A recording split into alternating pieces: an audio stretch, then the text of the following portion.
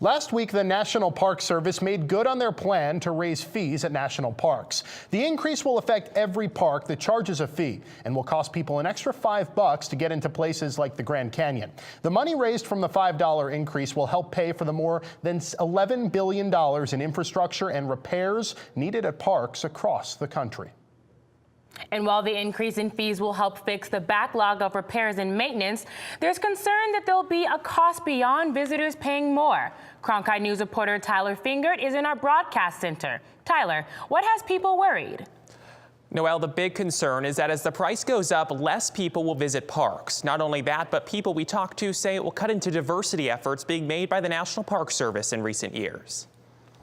Thousands of feet above the canyon floor, it's a view you can feel. No picture could ever do it justice. I mean, it's everything I expected and then some. Lisa Brokenbrow and Doug Griffin drove 3 straight days from Delaware just to get to the Grand Canyon and a chance to see what more than 6 million visitors saw last year alone. When you're here, you get the experience more than just a picture. You know, the pictures are beautiful, but being here, you get the full experience and just the wow factor of everything. The park boasts some of the best views of this beautiful canyon that stretches more than 250 miles across the Southwest. But that view is largely seen by a select group of people. A 2011 National Park Service report shows visitors to parks are overwhelmingly white, with just 1 in 10 visitors being Hispanic and just 7% African American, both underrepresented compared to their populations in the country. We should be concerned because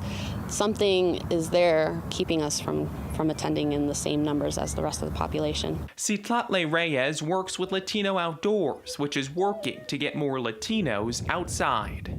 There's definitely maybe a message not getting across that is their park, that they can enjoy it.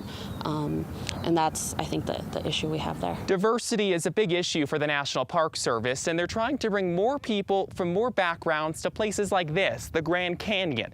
But they're also trying to increase the diversity of their own staff, hoping that helps to bring more people to the park. We need to do a lot of stuff within our park as well, and that's, you know, everything from making sure staff looks like the American public, making sure that there's visibility in our publications. Vanessa Ceja Cervantes is the outreach coordinator at the Grand Canyon.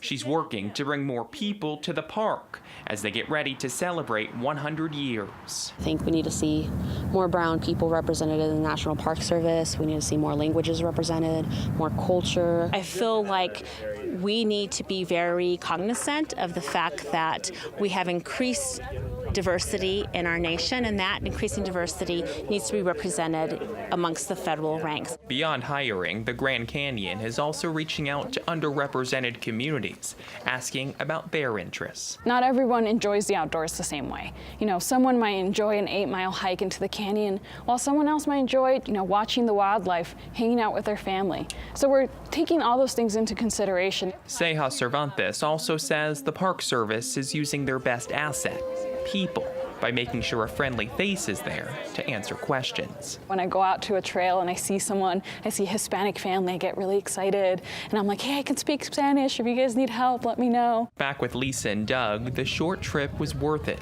3 days in each direction for just a few hours at one of the natural wonders of the world. Some things you can't afford, but some things you can't not afford. And this right here, you can't not afford it. For them, a view that can't be seen in pictures. The Park Service is also using fee-free days as a way to battle the cost of visiting, and that is facing a cutback. In 2017, there were 10 days. This year, there are just 4. We should mention that one of those fee-free days is coming up on Saturday in honor of National Park Week. In the broadcast center, Tyler Fingert, Cronkite News.